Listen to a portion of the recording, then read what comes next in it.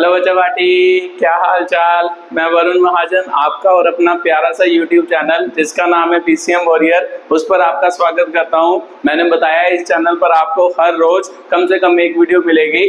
तो आज हम केमिस्ट्री का मतलब अगला टॉपिक, छोटा सा टॉपिक है, मोल फ्रैक्शन और फॉर्मेलिटी के बारे में पढ़ने जा रहे हैं। ठीक है, बाकी टर्म्स मैंने कुछ आपको पढ़ा दिए हैं। आज हम इसके बारे में बात करेंगे, मोल फ्रैक्शन और फॉर्मेलिटी के बारे में बात करेंगे और उनके कुछ क्वेश्चंस को क्या करेंगे, एक्सप्लेन करेंगे। न्यूमेरिकल बड़े बढ़िया न्यूमेरिकल होंगे। ठीक है, तो वीडियो को लास्ट तक जरूर देखना। ठीक है, तो चलो शुरू करते हैं। तो सबसे पहले हेडिंग डालो मोल फ्रैक्शन। ठीक है, तो मोल फ्रैक्शन क्या होती है पहले वो डिफाइन करते हैं।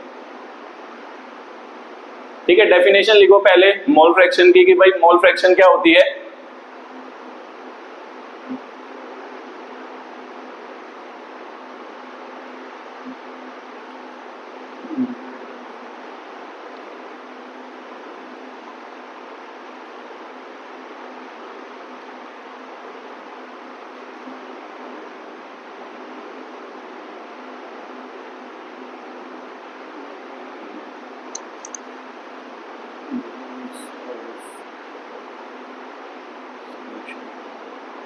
ठीक है, ये आपकी मोल फ्रैक्शन की क्या है, डेफिनेशन है। तो चलो रीड करते हैं। क्या लिखा है कि भाई it is defined as the ratio of number of moles of one component. मतलब वन कंपोनेंट मतलब मैंने बताया था कि भाई आपको एक्चुअल में हम बाइनरी सॉल्यूशन यूज करते हैं। बाइनरी सॉल्यूशन में तो दो ही कंपोनेंट होते हैं, एक को सॉल्यूट कहते हैं, एक को सॉल्वेंट कहते हैं। बट अगर मान लो बाइनरी सॉल्यूशन ना हो तो फिर बाइनरी सॉल्यूशन के अलावा जब अगर कोई सॉल्यूशन लेते हैं उसमें दो से ज्यादा क्या होते हैं, कंपोनेंट होते हैं। तो इसीलिए मैंने क्या लिख दिया, सिंपल कंपोनेंट लिख दिया। तो सिंपल सी बात है, it is defined as the ratio of number of moles of क्या होगा, वन कंपोनेंट। मतलब एक कंपोनेंट के number of moles to the total number of moles of क्या होगा, सॉल्यूशन होगा। कि भाई एक कंपोनेंट के मोल्स जो होंगे वो ऊपर आएंगे, डिवाइड बाय क्या होगा, total number of moles of क्या होगा, सॉल्यूशन होगा। उसे हम क्या कहते हैं, मोल फ्रैक्शन ऑफ क्या कहते हैं, कंपोनेंट कहते हैं। ठीक है, तो सर बाइनरी सॉल्यूशन आपने बताया था कि भाई जनरली हम क्या यूज करते हैं, बाइनरी सॉल्यूशन यूज करते हैं। तो अगर जनरली बाइनरी सॉल्यूशन यूज करते हैं तो बाइनरी सॉल्यूशन में तो दो ही कंपोनेंट होते हैं,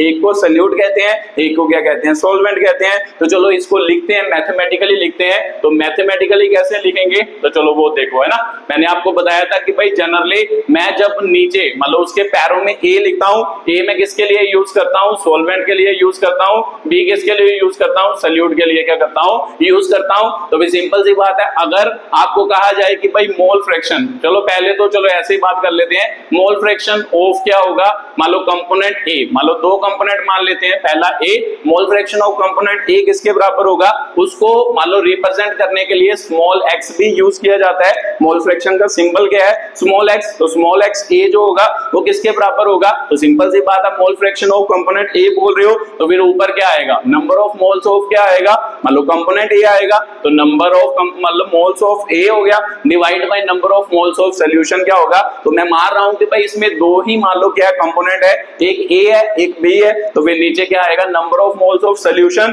तो सॉल्यूशन कैसे बनेगा sir, number of moles of मान लो ए होगा, ए मान लो सॉल्वेंट होगा, plus number of moles of क्या होगा, सॉल्यूट, जिसे हम क्या कहते हैं, मान लो कंपोनेंट क्या कह देंगे, बी कह देंगे। ठीक है, तो सिंपल सी बात है, मोल फ्रैक्शन ऑफ कंपोनेंट ए किसके बराबर है, मान लो एक्स ए को एक्स ए के साथ डिनोट करते हैं, एक्स ए किसके बराबर होगा, एन ए अपॉन क्या होगा, n A plus n B होगा। अगर मान लो दूसरा आ जाए मोल फ्रैक्शन, है ना, दूसरा आ जाए मोल फ्रैक्शन ऑफ क्या होगा, कंपोनेंट क्या होगा, बी होगा। मान लो कंपोनेंट बी की मोल फ्रैक्शन पूछे तो भी सिंपल सी बात है सर, अगर बी की पूछेगा तो नंबर ऑफ मोल्स बी के ऊपर आएंगे, क्योंकि जिस कंपोनेंट की बात हो रही है, जिसकी मोल फ्रैक्शन पूछ रहा है, उसी की वैल्यू क्या आएगी, ऊपर आएगी। तो number of moles of B, नीचे सॉल्यूशन होगा, तो नीचे तो सर हमेशा क्या रहेंगे, सेम ही रहेंगे। ठीक है, तो बात क्लियर रखना।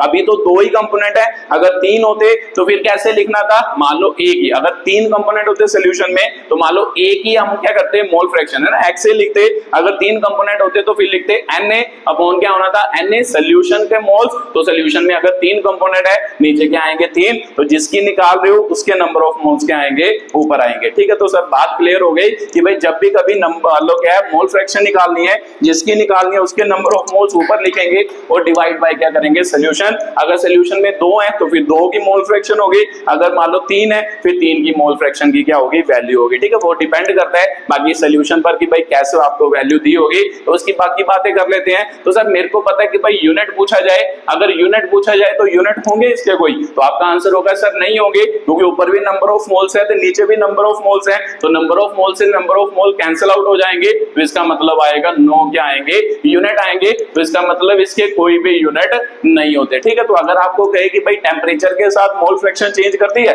तो आपका आंसर होगा कि सर मोल फ्रैक्शन मतलब नंबर ऑफ मोल्स, तो नंबर ऑफ मोल्स थोड़ा ना चेंज करेंगे टेम्परेचर के साथ, टेम्परेचर के साथ वॉल्यूम चेंज करते हैं, मतलब जितने आपने मोल्स डाले हैं वो उतने उतने के रहेंगे, प्रेजेंट रहेंगे। तो भी सिंपल सी बात है कि भाई मोल फ्रैक्शन जो होती है वो टेम्परेचर के साथ चेंज नहीं करते, इसके कोई यूनिट नहीं होते, तो ये सिंपल एक रेशियो है, मोल्स की क्या है, रेशियो है। ठीक है, तो एक और खास बात होती है, अगर इसकी मोल फ्रैक्शन को x से क्या आगा, इसक्यू को क्या आगा xb, तो मेरे को पता है कि सॉल्यूशन में ये दो ही वैल्यू प्रेजेंट है, मैं बाइनरी सॉल्यूशन मार रहा हूं, तो बाइनरी सॉल्यूशन में क्या होंगे, दो ही कंपोनेंट होंगे, तो जितने भी कंपोनेंट प्रेजेंट है उनकी मोल फ्रैक्शन की वैल्यू की मतलब सम जो होता है वो इक्वल टू क्या होता है, 1 होता है। बड़ी इंपॉर्टेंट बात है, मान लो क्या, अगर सर मान लो दो कंपोनेंट हो सॉल्यूशन में, तो इसका मतलब a की जो मोल फ्रैक्शन होगी प्लस b की जो मोल फ्रैक्शन होगी उनका सम हमेशा इक्वल टू क्या आएगा, 1 के बराबर आएगा। ठीक है, तो सर ये बात ध्यान रखनी है, अगर आपको a की मान लो मोल फ्रैक्शन पता है तो आप उससे मान लो इधर मान लो b की निकालनी हो तो x से इधर ले जाओ 1 माइनस x से, तो सिंपल सी बात है xb की मोल फ्रैक्शन क्या हो जाएगी, फाइंड हो जाएगी।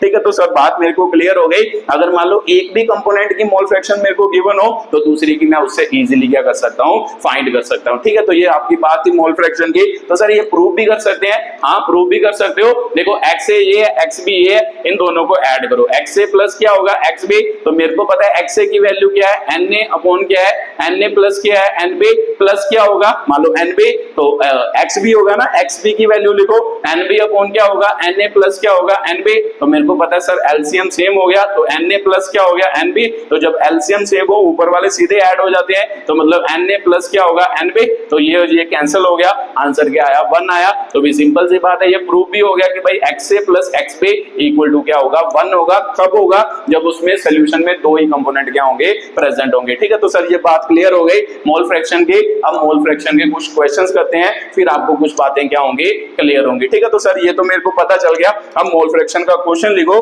तो पहला क्वेश्चन क्या करते हैं, सॉल्व करते हैं कि भाई क्या क्वेश्चन दिया है, जल्दी जल्दी लिखते जाना और साथ साथ में खुद ही सॉल्व करते जाना। ठीक है, फिर देखना कि भाई मैं कैसे उस क्वेश्चन को क्या करूंगा, सॉल्व करूंगा।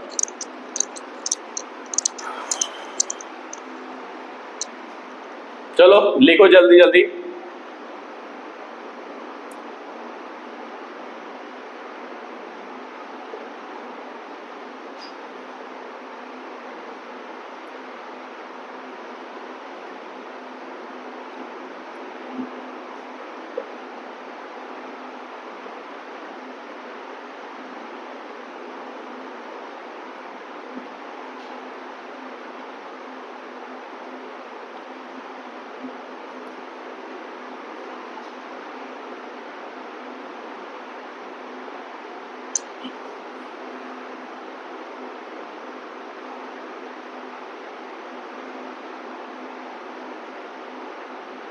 ठीक है, ये आपको क्वेश्चन क्या है, गिवन है, तो जल्दी जल्दी वीडियो को पॉज करो और इस क्वेश्चन को करने की कोशिश करो। ठीक है, तो चलो आपने कोशिश की होगी, तो चलो मैं करके बताता हूं कि भाई कैसे ये क्वेश्चन सॉल्व होगा। तो देखो ध्यान से, कहता है एक सोल्यूशन है, in a solution 180 gram of water and 640 gram of क्या है, मिथेनॉल। ठीक है, तो इसका नाम मिथेनॉल होता है ना, CH3OH मिथेनॉल है। Present calculate the mole fraction of क्या होगा, वाटर एंड क्या होगा, मिथेनॉल होगा। मिथेनॉल और मान लो वाटर दोनों की मोल फ्रैक्शन की वैल्यू क्या करो, पता करो। तो भी सिंपल सी बात है सर, अभी आपने बताया कि भाई NH2 अगर निकाले ना, सॉरी XH2O निकालें, मतलब मोल फ्रैक्शन ऑफ वाटर निकालें, तो वहां पर क्या होगा, मतलब number of moles of water ऊपर आएंगे, number of moles of ethanol methanol CH3OH plus क्या होगा, नंबर ऑफ मोल्स ऑफ क्या होंगे, वाटर क्या आएंगे, नीचे आएंगे। तो sir number of moles question में गिवन है, नहीं गिवन, आपको क्या गिवन है, मास गिवन है। तो सर मास की टर्म्स में हम नंबर ऑफ मोल्स को निकाल ही सकते हैं, ये तो हमने पीछे भी सीखा था। नंबर ऑफ मोल्स का मान लो फॉर्मूला मास की टर्म में क्या होता है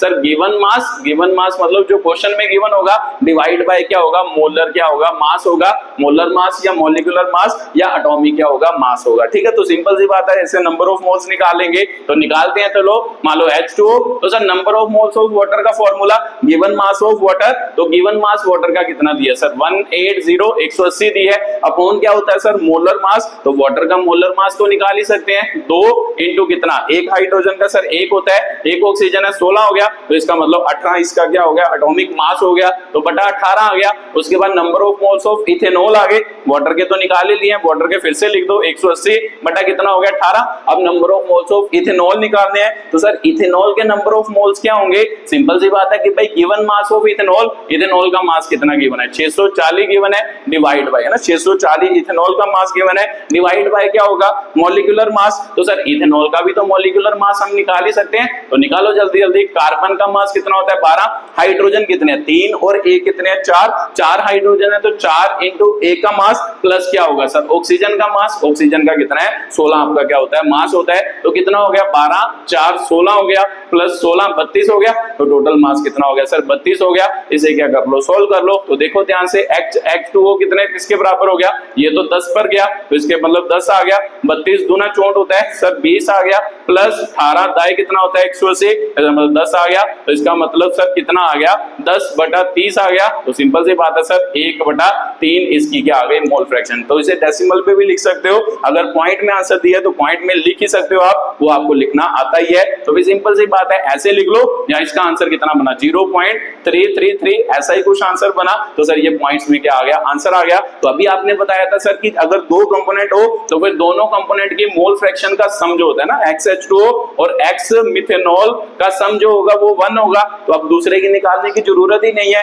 सिंपल सी बात है वाटर की निकल के इधर आके माइनस होगा, तो XHCH3OH के क्या होंगे 1 माइनस क्या होगा सर मान लो 0 पॉइंट मान लो या 1/3 कर लो 1/3 होगा, तो 1/3 सर 3 माइनस 1 2 बाय क्या होगा 3 होगा, तो 2/3 की वैल्यू क्या होती है सर 0.66666 होती है, तो सिंपल सी बात है सर मिथेनॉल की मोल फ्रैक्शन ये आ गई और वाटर की मोल फ्रैक्शन क्या आ गई ये आ गई। ठीक है, तो ये वाटर की मोल फ्रैक्शन है और ये आपकी क्या आ गई मान लो मिथेनॉल की कितनी आ गई, इधर लिख लो CH3OH साथ में क्या आ गया 0.666, ये आपकी क्या आ गई मान लो मिथेनॉल की मोल फ्रैक्शन आ गई। ठीक है, तो सर बात क्लियर हो गई कैसे मोल फ्रैक्शन को क्या करते हैं फाइंड करते हैं, ये उसका क्या था क्वेश्चन था। ठीक है, तो बात आपको क्लियर हुई होगी, तो चलो अगला क्वेश्चन लिखो, फिर अगला क्वेश्चन अगली टाइप का क्या करते हैं क्वेश्चन करते हैं, फिर आपको बात और ज्यादा क्या होगी क्लियर होगी।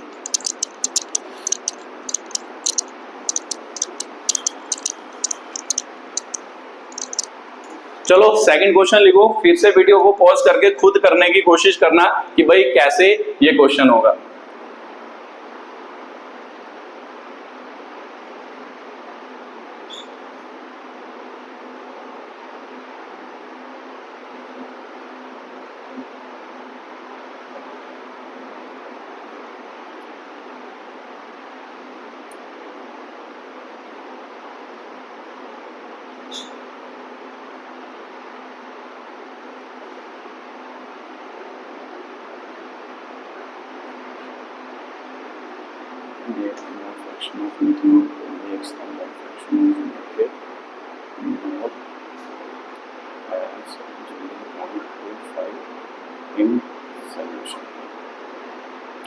ठीक है, तो ये आपका क्वेश्चन है, तो वीडियो को पॉज करो और इसे करने की कोशिश करो।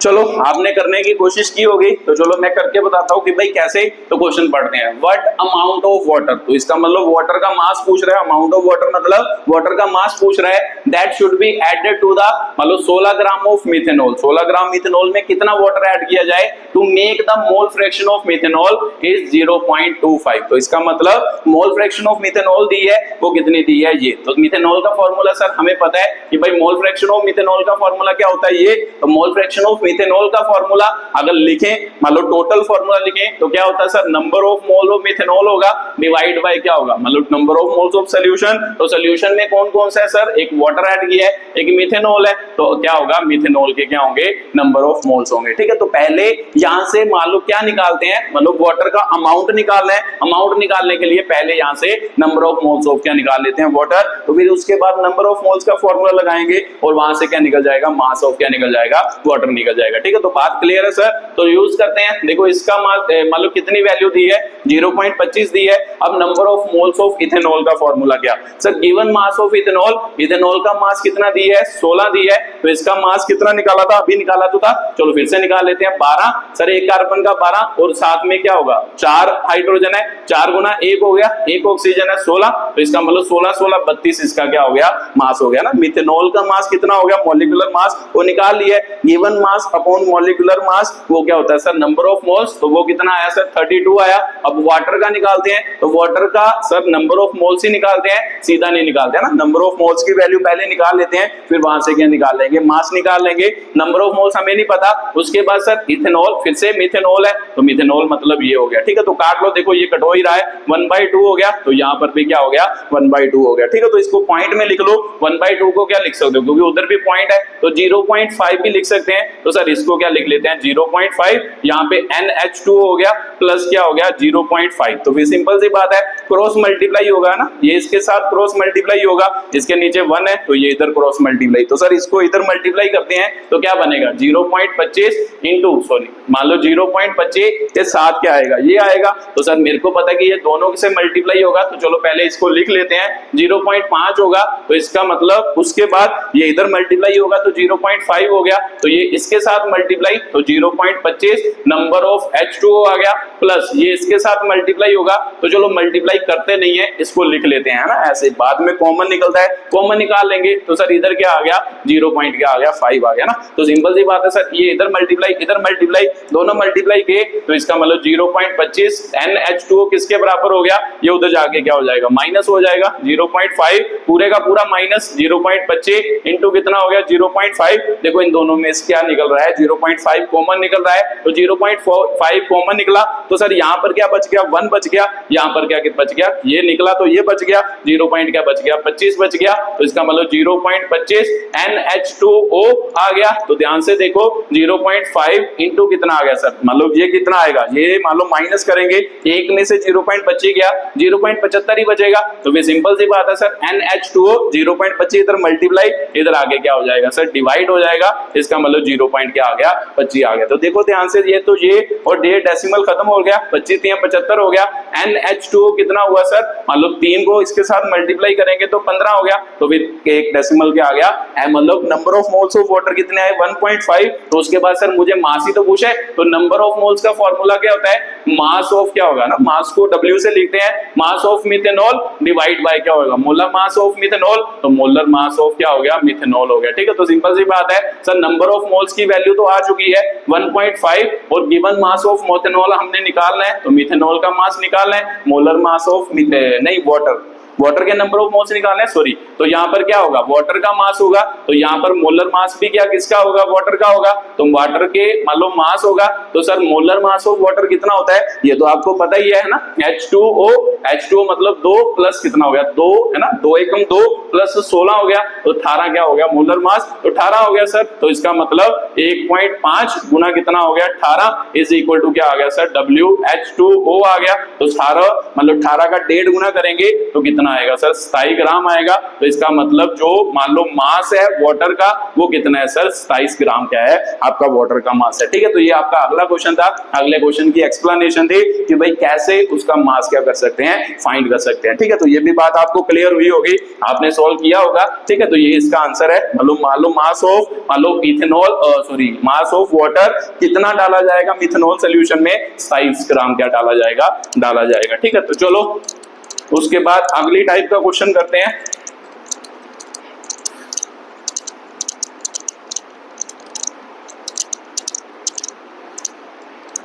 ठीक है, तो चलो तीसरा क्वेश्चन लिखो, ये भी आप खुद करने की कोशिश करना, ट्राई करने की कोशिश करना, नहीं होगा तो फिर सोल्यूशन देखना कि भाई कैसे ये क्वेश्चन सॉल्व होगा। ठीक है,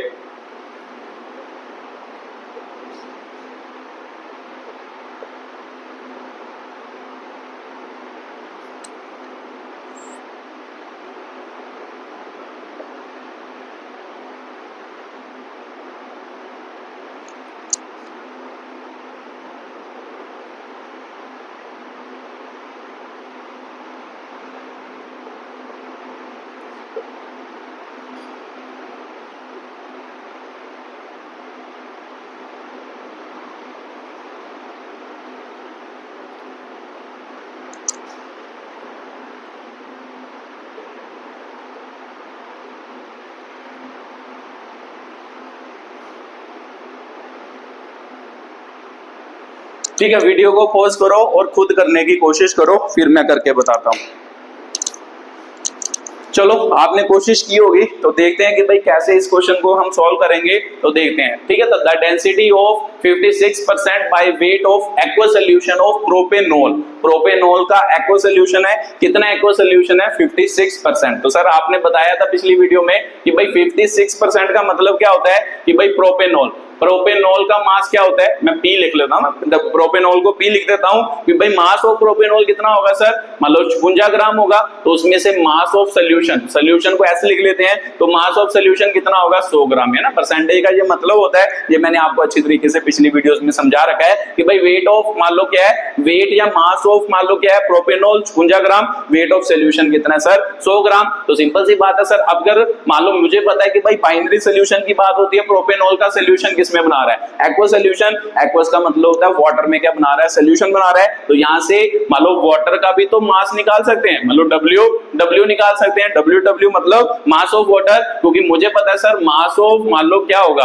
मान लो प्रोपेनॉल होगा और वाटर होगा, इन दोनों का मास किसके बराबर होगा, W of solution mass of solution के बराबर होगा। तो ये कितना होगा सर 56, ये W हो गया, तो ये कितना है सर 100 मेरे को दिया है, तो फिर W मान लो मास ऑफ वाटर निकल गया, वो कितना हो गया 100 माइनस कितना हो गया 56, फिर W किसके बराबर आ गया सर 44 ग्राम के क्या आ गया बराबर आ गया। ठीक है, तो ये बातें तो आपको यहां से क्लियर हो गई। ठीक है सर, ये तो बात क्लियर हो गई। उसके बाद देखते हैं कि भाई क्या कह रहा है। उसके बाद आपको डेंसिटी भी दी है ना, उन्होंने बोला है कि भाई डेंसिटी ऑफ दिस सॉल्यूशन, तो लिख लेते हैं डेंसिटी की value sir D is equal to कितना दिया है 0.8975। डेंसिटी की जरूरत पड़ती है, तो सर सॉल्यूशन की डेंसिटी की तो जरूरत पड़ती नहीं, वो तो तब पड़ती है जब वॉल्यूम की टर्म्स में क्वेश्चन को सॉल्व करना हो। तो हमें तो मोल फ्रैक्शन पूछ रहा है, तो मोल फ्रैक्शन में तो वॉल्यूम आता ही नहीं, तो वो वैसे ही आपको एक्स्ट्रा चीज दी है, इसीलिए क्वेश्चन को ध्यान से पढ़ा करो। कई बार कुछ चीजें क्या दी होती है, एक्स्ट्रा दी होती है। ठीक है, तो सर मुझे मोल फ्रैक्शन ऑफ मान लो क्या पूछ रहा है, कंपाउंड, कंपाउंड मतलब कंपाउंड की वैल्यू पूछ रहा है। तो कंपाउंड किसके लिए वर्ड यूज कर रहा है,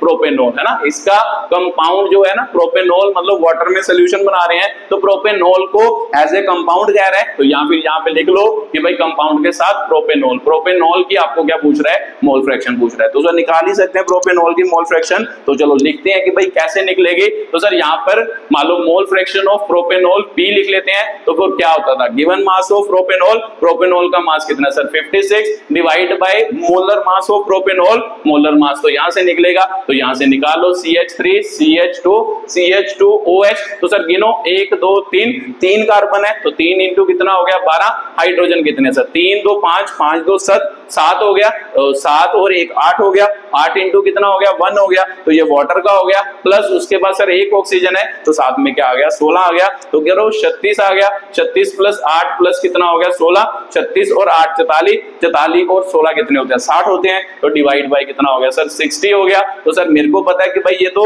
मालूम मोल फ्रैक्शन मतलब नंबर ऑफ मोल्स ऑफ किसके आए, प्रोपेनॉल के आए, तो नीचे भी तो प्रोपेनॉल के, तो साथ में क्या आएंगे number of moles of water आएंगे, तो वाटर भी तो लिख ही सकते हैं ना। दूसरा मेरे को पता है कंपोनेंट कौन है, एक्वा सॉल्यूशन है, वाटर है, तो फिर वाटर का मास, सर वाटर का मास कितना आया, ये आया 44 divide by molar mass of water, तो मोलर मास ऑफ वाटर तो आपको पता ही है 18 होता है। ठीक है, तो इसको सॉल्व भी करना है, तो काट लो अगर कट होता है, देखो 14 पर गया 15 पर ना, 4 के टेबल में 14 चौक 56, 15 चौके कितना होता है 60, तो इसका मतलब 14/15 सर इधर भी आ गया, इधर किस पे कटेगा 2 पर ही कटेगा, पाई बटा कितना आ गया 9 आ गया, तो XP मतलब मोल फ्रैक्शन ऑफ प्रोपेनॉल 14/15 आ गया, नीचे कितना आ गया 14/15 प्लस 22/9 आ गया, तो इसको सॉल्व कर लो, 14/15 अप्रोक्सीमेटली कितना आएगा 0.14 का टेबल 140 बन गया, तो 14 नाए कितना होता है 15 नाए कितना होता है 135, 5 50, तो 15 दिया 45, सर इसका वैल्यू आई 0.93 प्लस इसकी निकाल लेते हैं, इसकी कितनी आई 22/9 पर,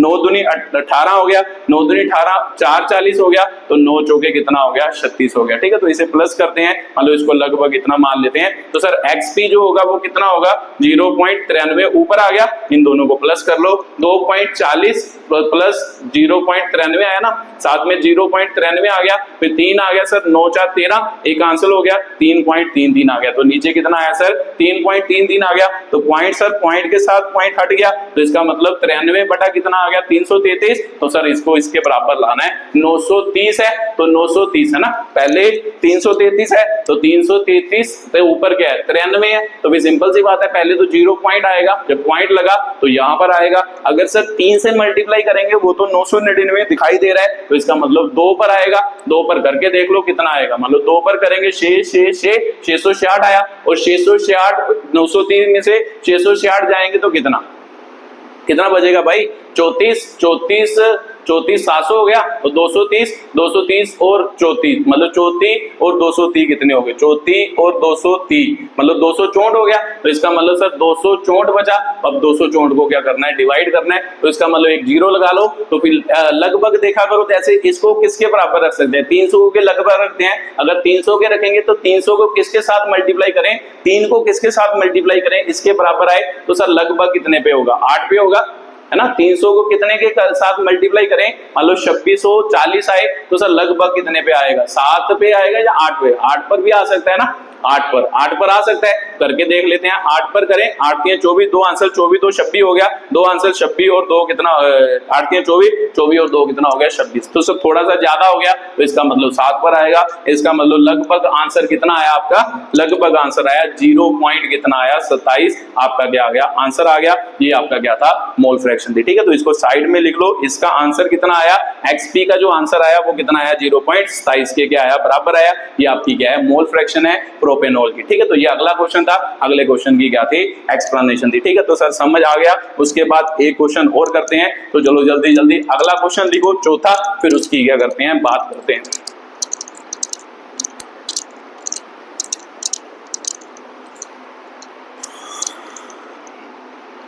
ठीक है, चौथा क्वेश्चन लिखो जल्दी जल्दी, फिर आप खुद करने की कोशिश करना, फिर आपको समझ आएगा।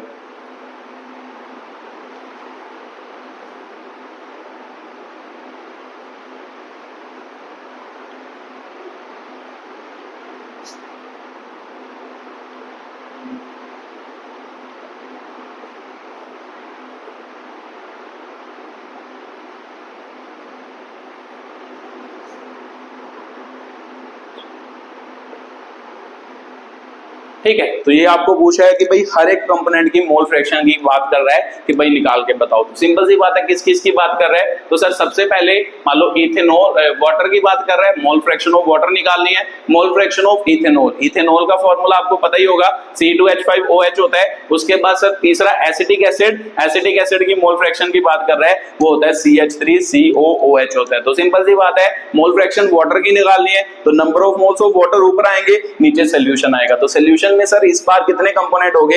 3 कंपोनेंट होंगे। अगर 3 होंगे तो फिर नीचे क्या आएंगे? 3 कंपोनेंट आएंगे। तो सॉल्व कर लो। पहले सबसे पहले number of moles of water, है ना, लिख लो यहाँ पर number of moles of water, नीचे वाटर प्लस क्या होंगे? Number of moles of acetic acid होंगे, है ना, एसिटिक एसिड होंगे, plus number of moles of क्या होंगे? आपके C2H5।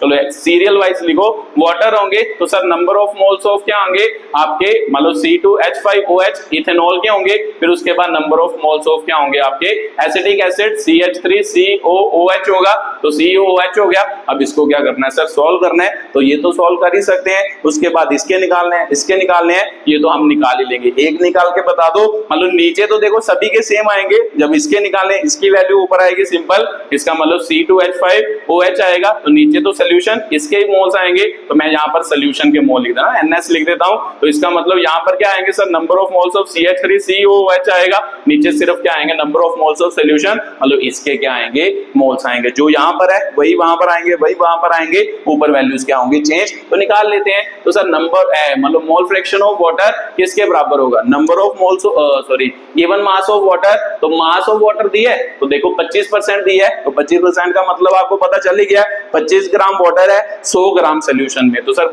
वाटर का मास कितना है? 25 ग्राम। 25 बटे कितना होगा sir? Molar mass of water, तो वाटर का मोलर मास हमें पता तो है सर 18 होता है, ये तो बार बार किया है। अब नीचे आ जाओ, number of moles of water, तो सर वाटर के तो फिर से सेम ही होंगे 25 बटे 18। उसके बाद सर इसकी बात कर रहा है इथेनॉल, इथेनॉल का देखो 25% बाय इथेनॉल, तो 25% इथेनॉल का मतलब क्या है कि भाई गिवन मास इथेनॉल का कितना हो गया? 25 डिवाइड बाय मोलर मास, तो sir molar mass of ethanol निकाल तो सकते हैं C2H5OH, तो कार्बन का कितना हो गया? 2 गुना 12, 2 गुना कितना हो गया सर? हाइड्रोजन 3 है, तो फिर 3 हो गया ना, 2 ये 1 ये 3 हाइड्रोजन प्लस कितना हो गया? 16 हो गया। हाइड्रोजन 3 है तो सर एक ही होता है हाइड्रोजन का, है ना, तो यहाँ पर 24 हो गया प्लस 3 प्लस कितना हो गया? 16। तो निकालो यहाँ पर कितना निकला? 27 और 16 33 33 C2H5 होता है ना, C2H5 होता है सर, तो H5 है तो फिर हाइड्रोजन कितने हो गए सर, 1 गुना 5 हो गए, तो फिर यहाँ पर क्या आया 16, तो इसका मतलब 29 और 16 कितने हो गए सर, 45 हो गए। तो इसका मतलब यहाँ पर कितना आ गया, 45 आ गया। प्लस उसके बाद number of moles of acetic acid, तो एसिटिक एसिड के होंगे तो given mass of acetic acid divide by molar mass of acetic acid. Acetic acid कितना दिया सर, 50%, तो इसका मतलब 50 उसका क्या हो गया गिवन मास अपॉन क्या होगा molar mass. Number of moles निकालने हैं, नंबर ऑफ मोल्स का फॉर्मूला होता है given mass upon molar mass. तो मोलर मास सर कितना दिया है मेरे को, मोलर मास निकाल लेते हैं एसिटिक एसिड का। तो क्या फॉर्मूला है COOH, तो कार्बन कितने हैं सर 2 गुना कितना हो गया 12, प्लस हाइड्रोजन कितने हैं सर 3 और 1 4 गुना कितना हो गया 1, ऑक्सीजन कितने 1 1 2 हो गया, तो 2 गुना कितना हो गया 16, 12 दूना 24 हो गया, प्लस 4 हो गया, 16 दूना कितना हो गया 32, 28 और 32 कितना होता है सर 60 हो गया ना, 60 हो गया। तो सिंपल सी बात है यहाँ पर कितना आ जाएगा 60 आ जाएगा। ठीक है, तो ये मैं निकाल के बताता हूँ, ये आप खुद निकाल के देखना, मैं यहाँ पर वैल्यू लिख दूंगा, ये आपने खुद कंप्लीट करना है इस क्वेश्चन को। ठीक है, तो सर मेरे को पता लग गया कि भाई ये आ गया है ना, ये याद रखना है, मतलब याद तो चलो नहीं रखना, मतलब ये आपको क्या है वैल्यू मिल गई है, तो बस इसको सॉल्व भी करना है। तो जो जो सॉल्व होता है उसे सॉल्व कर लो। देखो ये इससे कट गया तो 9 5 45, 5 5 25 होता है, तो फिर इसका मतलब सर इसे डेसिमल में बना ले या एलसीएम ले, तो एलसीएम लेना थोड़ा औखा लग रहा है या निकल जाएगा, एलसीएम लेके भी कर सकते हो, अगर एलसीएम ले सकते हो, अदरवाइज क्या है कि भाई डायरेक्टली कर लो, तो एलसीएम भी वैसे निकल ही जाएगा इसका, है ना। कितना होगा, चलो छोड़ो एलसीएम, इसको डेसिमल में कन्वर्ट कर लेना। ठीक है, तो 18 को इससे डिवाइड करेंगे, 18 एकम 18 होता है सर, कितने बचे 7 70 और 18 चौक 72 होता है, 18 3 कितना हो गया 54, तो 54 मतलब 16 हो गया, तो लगभग कहां पर आया 8 पर आया, 1.38 बना। तो सिंपल सी बात है ये भी 1.38 ही बनेगा। प्लस इसके बाद सर इसको करेंगे 0 पॉइंट कितना हो गया सर 50 हो गया, 9 5 45, 5 50 हो गया, फिर से 9 5 45 ही होगा ना, 9 5 45, तो फिर 5 50 9 5 45 हो गया। ठीक है, तो देख लेना मैं गलत ना करूं। ठीक है, तो यहां पर काटेंगे 0 पॉइंट सर 50 हो गया, तो 50 6 के टेबल में कहां पर आता है 8 6 48 होता है, 48 तो 2 20 हो गया, तो 6 3 कितना हो गया 18 हो गया। ठीक है, तो ये हो गया। तो सिंपल सी बात है सर, ये वैल्यू को प्लस कर लो, ये सभी के नीचे सेम ही आएगा, 1.38 प्लस 0.55 प्लस करना है सर, 1.38 हो गया, 0.55 हो गया, 0.83 हो गया, तो सर 8 और 5 13 और 16 हो गया, 16 एक हासिल हुआ, 4 4 और 5 9 9 और 8 कितना हो गया 17, एक आंसर हो गया सर 2 पॉइंट कितना आ गया 76 आ गया। तो सर यहाँ पर मान लो 1.38 बटा कितना आ गया 2.76 आ गया। तो देखो डेसिमल से डेसिमल कट जाएगा, 138 बटा कितना आ जाएगा 276, इसे डिवाइड ही करना है। तो सर अगर इथेनॉल के निकालने होंगे तो फिर इथेनॉल का ऊपर आएगा मोल्स, तो इथेनॉल कहाँ लिखा था, ये लिखा था, इसका मतलब यहाँ पर आएगा 0.55 अपॉन सर नीचे तो सेम ही आएगा 2.76 हो गया, तो इसके लिखने होंगे। तो सर एसिटिक एसिड के मोल कितने हैं ये, तो इसका मतलब 0.83 आ गया number of moles of acetic acid. Solution के कितने हैं सर, सभी के प्लस को 2.76 हो गया, 2.76 के आ जाएगा नीचे। ठीक है, तो ये आपने खुद करना है, इसे मैं सॉल्व कर देता हूं। तो ये तो निकाल ही सकते हो कितना बनेगा लगभग, है ना, 0 पॉइंट यहाँ पर क्या आएगा 8 आ जाएगा, 0 आ जाएगा। तो फिर आपका मतलब 300 को कहां तक लेके जाना है, मतलब यहां तक लेके जाना है अप्रोक्सीमेटली 83 तक, 300 को यहां पर लेके जाना है, तो लगभग कहां पर आएगा सर 5 पर या 4 पर, 5 पर आ जाएगा। तो 5 पे करके देख लेते हैं, 276 को 5 से मल्टीप्लाई करो, 6 5 30, 3 आंसर 35 38 हो गया, 3 आंसर 1380, तो सर 1380 पूरा ही तो आ गया। तो इसका मतलब लगभग कहां पर आ गया 5, 0.50 बन गया ना, 0 पॉइंट कितना बच गया 50 बन गया। ठीक है, तो ये आपकी क्या निकल गई, पहली मोल फ्रैक्शन निकल गई, बाकी दोनों आप खुद क्या कर लेना सॉल्व कर लेना। तो सर बात आपको समझ आएगी होगी। तो पहले हमने जिसकी मोल फ्रैक्शन निकालनी है उसके मोल्स ऊपर, नीचे सोल्यूशन, सोल्यूशन में इस बार 3 कंपोनेंट थे, इसीलिए तीनों की मान लो मोल फ्रैक्शन नीचे लिखे, नंबर ऑफ मोल्स नीचे लिखे, तो नंबर ऑफ मोल्स क्या निकले पॉइंटों में निकाल लिए, ये निकले। तो मेरे को पता है इथेनॉल के ये है, एसिटिक एसिड के ये हैं, तो इथेनॉल की मोल फ्रैक्शन निकालनी है, इथेनॉल के नंबर ऑफ मोल्स ऊपर, तो टोटल इनका नीचे 2.76, इसमें भी टोटल नीचे, तो एसिटिक एसिड के नंबर ऑफ मोल 0.83, तो इसे सॉल्व करेंगे तो आपका क्या हो जाएगा, क्वेश्चन कंप्लीट हो जाएगा। ठीक है, तो चलो एक लास्ट क्वेश्चन और भी कर लेते हैं यहां से, मान लो थोड़ा बढ़िया क्वेश्चन करते हैं, तो चलो देखते हैं कि भाई आपसे होता है या नहीं होता। ठीक है, चलो लिखो जल्दी जल्दी लास्ट क्वेश्चन, मतलब किसका, मोल फ्रैक्शन का, फिर फॉर्मेलिटी की क्या पढ़ते हैं, डेफिनेशन पढ़ते हैं। The mole fraction of benzene in a solution with toluene is 0.50. Calculate mass percentage of benzene in the solution. ठीक है, तो ये क्वेश्चन आपको पूछ रहा है तो ध्यान से पढ़ो और करने की कोशिश करो ना, वीडियो को पॉज करके खुद करने की कोशिश करो, फिर मैं करके बताता हूँ। चलो आपने कोशिश की होगी तो देखो ध्यान से, the mole fraction of benzene in a solution with toluene, है ना, विद क्या है, टोलिन, टोलिन के साथ मतलब बेंजीन के सोल्यूशन की मोल फ्रैक्शन कितनी है, ये है। तो सर बेंजीन की मोल फ्रैक्शन दी है तो भी सिंपल सी बात है, पहले बेंजीन की मोल फ्रैक्शन का फॉर्मूला, तो बेंजीन का फॉर्मूला शायद आपको पता हो, नहीं पता तो लिख लो, C6H6 होता है, ऊपर क्या आएगा फिर sir, number of moles of C6H6 divide by क्या होगा, number of moles of C6H6 हो गया। तो किसके साथ सोल्यूशन बना रहे हैं सर, टोलिन, दो ही कंपोनेंट है, देखो बेंजीन और टोलिन है, तो सर टोलिन का फॉर्मूला क्या होता है, तो शायद ये भी आपको पता ही हो, नहीं पता तो लिख लो C6H5OH, तो OH नहीं होता सॉरी, मान लो CH3 होता है, ठीक है। तो ये आपका क्या है, टोलिन का क्या है फॉर्मूला है, ये टोलिन का फॉर्मूला होता है, ये बेंजीन का, तो ये आपको दिया है, क्वेश्चन गिवन दिया है, ठीक है। तो सर इसके नंबर ऑफ मोल्स दिए कितने दिए हैं, 0.50, तो 0.50 को 5 ही लिख सकते हैं, तो इसको क्या लिख लेते हैं, 0. क्या लिख लेते हैं, 5 लिख लेते हैं, ठीक है। तो ये 0.5 हो गया। अब number of moles of benzene निकालने हैं,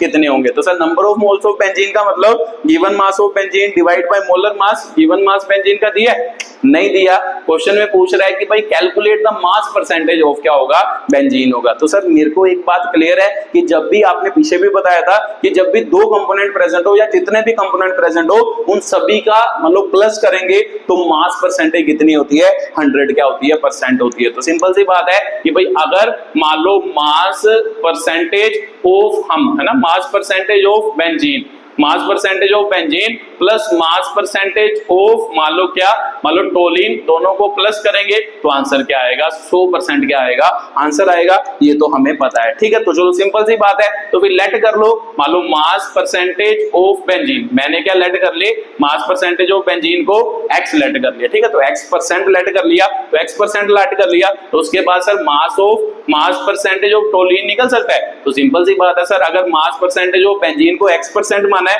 तो फिर यहाँ पर x आ जाएगा और x इधर जाके क्या हो जाएगा, माइनस, चलो परसेंटेज हटा ही दो, मतलब याद रखो कि इसे x% का है तो इसका मतलब ये परसेंटेज में लिखा है, x% है तो फिर x लिख लेते हैं। तो सर इसका कितना होगा, 100 माइनस x, क्योंकि इधर प्लस क्या होता जाके माइनस, तो फिर सिंपल सी बात है मास परसेंटेज ऑफ टोलिन कितना होगा, इतना क्या होगा, टोलिन की मास परसेंटेज होगी, ठीक है। तो ये बात आपको क्लियर होगी। तो बस अब आपने क्या करना है, क्वेश्चन सॉल्व, क्योंकि दोनों की मास परसेंटेज का सम हमेशा 100 होता है, तो हमें पता नहीं कि ये कितना प्रेजेंट है, ये कितना प्रेजेंट है, मान लिया कि ये कितना प्रेजेंट है, x% प्रेजेंट है, तो फिर ये x होगा, तो फिर ये उधर जाके माइनस हो जाएगा, तो फिर बेंजीन x हुआ, तो मास परसेंटेज ऑफ टोलिन कितना हुआ, ये उधर जाके माइनस, सो माइनस क्या होगा, x होगा, ठीक है। तो सर बात क्लियर हो गई। अब यहाँ पे लिख लेते हैं बेंजीन के number of moles given mass of benzene, तो सर जितनी परसेंटेज होती है उतना ही तो मास होता है, ये भी आपने बताया। 25% का मतलब क्या होता था, 25 ग्राम उसका मास होता है 100 ग्राम में, अगर x% लिखा है तो फिर x किसका मास होगा, बेंजीन का,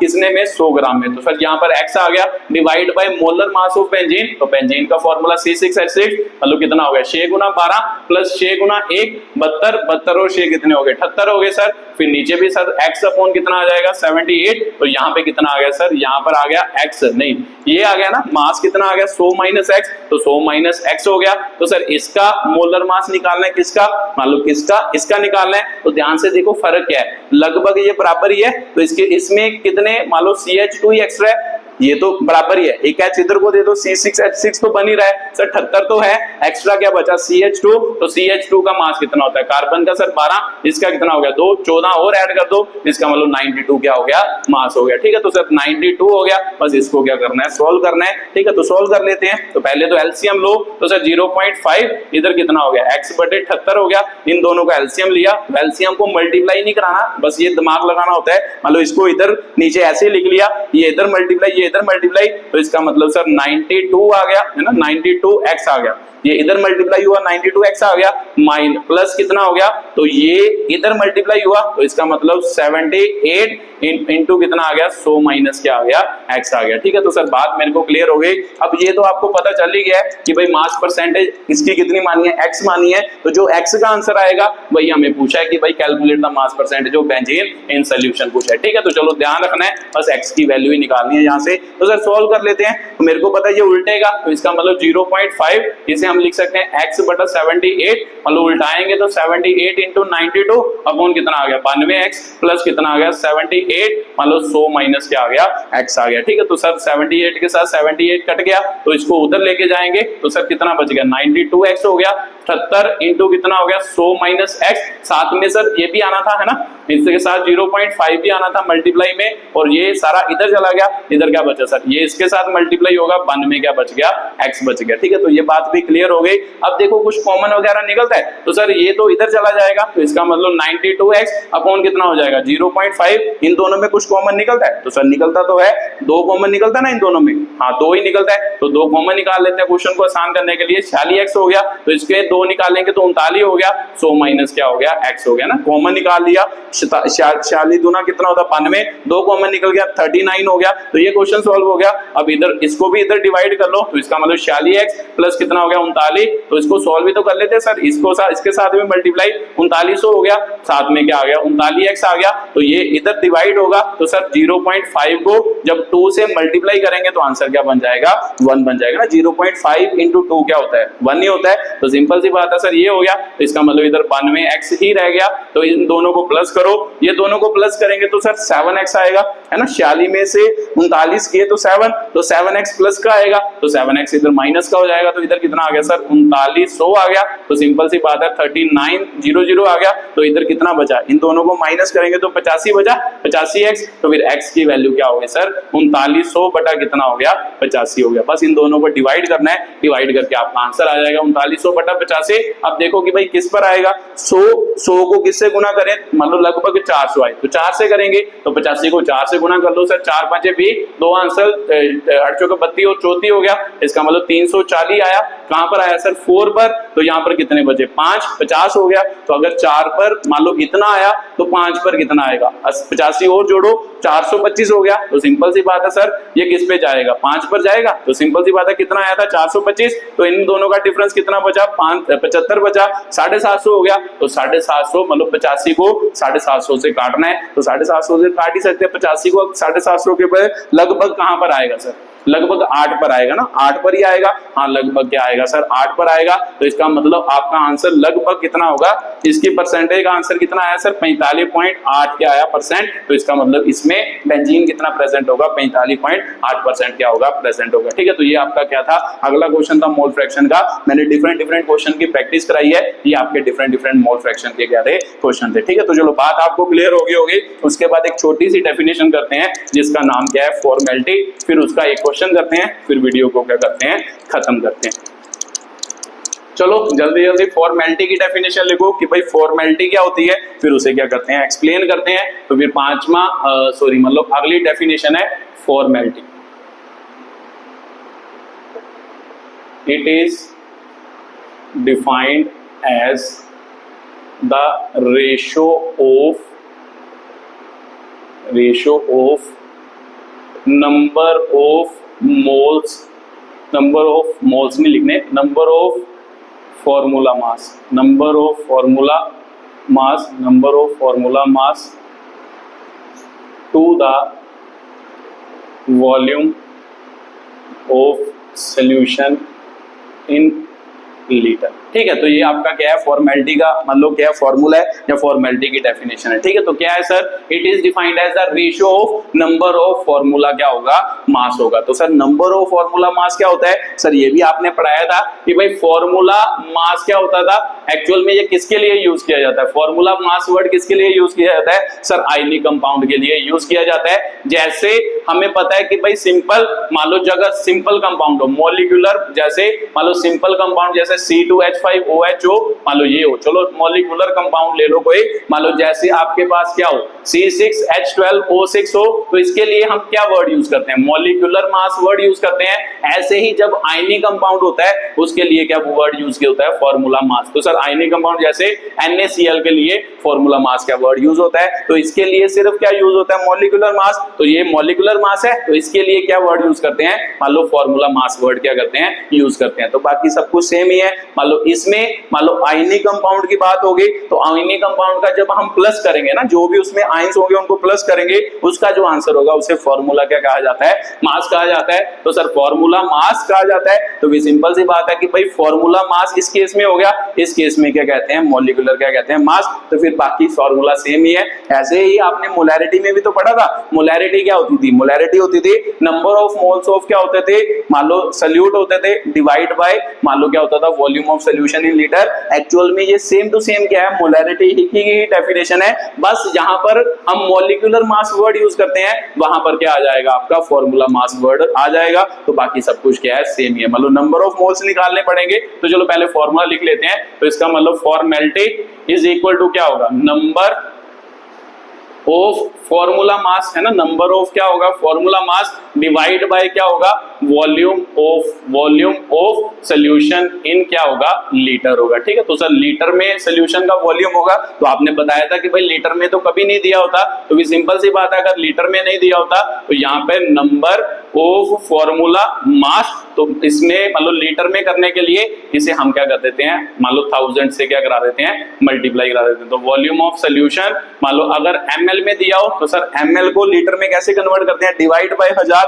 तो भी डिवाइड बाय 1000 करेंगे तो 1000 क्या हो जाएगा, मल्टीप्लाई। अगर ml में वॉल्यूम दिया हो यहाँ पर करेंगे, इंटू क्या कर देंगे, 1000 कर देंगे। ठीक है, तो ये फॉर्मूला है। तो ध्यान से देखो, इसमें नंबर ऑफ फॉर्मूला मास निकालने हैं। तो सर नंबर ऑफ फॉर्मूला मास कैसे निकालते हैं, नंबर ऑफ फॉर्मूला मास निकालने का लीटर होगा। तो नंबर ऑफ फॉर्मूला सर किसके बराबर, मान लो गिवन मास ऑफ क्या होगा, मान लो formula, given mass of formula divide by क्या होगा, फॉर्मूला क्या होगा, आपका मास होगा। Given mass of formula divide by क्या होगा, फॉर्मूला मास। इसे हम क्या कहते हैं, मान लो नंबर ऑफ फॉर्मूला मास कहते हैं। तो ध्यान से देखो, ये तो गिवन मास ऑफ फॉर्मूला जो दिया होगा क्वेश्चन में वो तो सेम ही है। तो डिवाइड बाय मतलब जब मोलैरिटी निकालते थे तो क्या होता था सर, मोलैरिटी निकालने के लिए नीचे क्या होता था, मॉलिक्यूलर मास, इसमें क्या आ गया, फॉर्मूला मास आ गया। तो दोनों वर्ड सेम ही तो है, बस वो किसके लिए यूज होता है, नॉन आयनिक कंपाउंड के लिए मॉलिक्यूलर मास वर्ड यूज होता है। तो जो मान लो आयनिक कंपाउंड होते हैं उनके लिए फॉर्मूला मास। तो फॉर्मूला मास भी वैसे ही निकलेगा, इनको प्लस करेंगे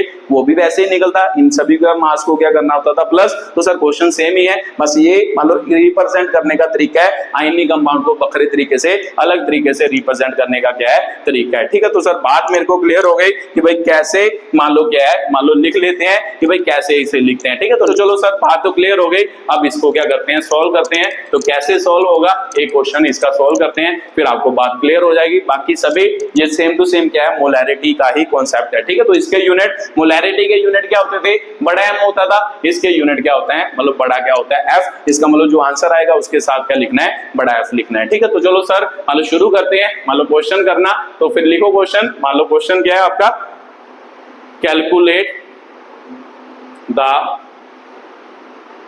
formality of calculate the formality of sodium thiosulphate, sodium thiosulphate. ठीक है, फॉर्मूला आपका क्या है, Na2S2O3.5H2O। ठीक है, मान लो इन